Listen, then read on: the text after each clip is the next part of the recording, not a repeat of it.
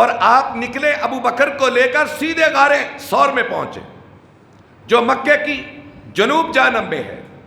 اور آپ کی بیٹی یعنی حضرت ابو بکر کی بیٹی جن کا نام ہے حضرت اسما، حضرت اسما رضی اللہ تعالی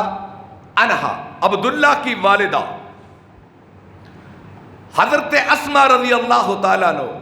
عبداللہ بن زبیر، آپ نے بڑا نام سنا ہے، عبداللہ بن زبیر کی والدہ حضرت اسما، وہ اس پوری عمل میں شامل تھی کیونکہ کلمہ پڑھ چکی تھی، اور ابو بکر کے باپ ابو قحافہ نے بھی کلمہ نہیں پڑھا تھا۔ یہ فتح مکہ کے دن مسلمان ہوئے، ابو بکر کے باپ ابو قحافہ فتح مکہ کے دن مسلمان ہوئے، اور ابو بکر کی بیٹی اسما پہلے اسلام قبول کر چکی تھی اور وہ سارے عمل میں شامل تھی۔ آپ دیکھیں کتنی بڑی عورت ہے کہ اس منصوبے کا یا خبر اللہ کو تھی یا جبریل کو تھی یا ابو بکر کو تھی یا محمد کو تھی یا اسما کو تھی، کہ پوری ترتیب بتائی آپ نے۔ اسما ہم 3 دن غار ثور میں رہیں گے، عامر ابن فہرہ ہمارے ساتھ ہوگا، تیرا بھائی بکریاں لے کر آئے گا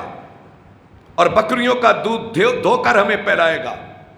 اور ہم اس راستے سے نکلیں گے اور تو ہمارے پیچھے کھانا لے کے آیا کرے گا۔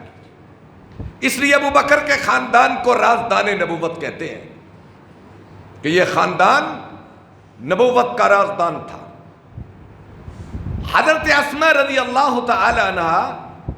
حضور نبی پاک صلی اللہ علیہ وسلم کے لیے رات کے وقت، دن کے وقت نہیں، ہم گئے تھے لیکن ہم چڑھ نہیں سکے، گرمی،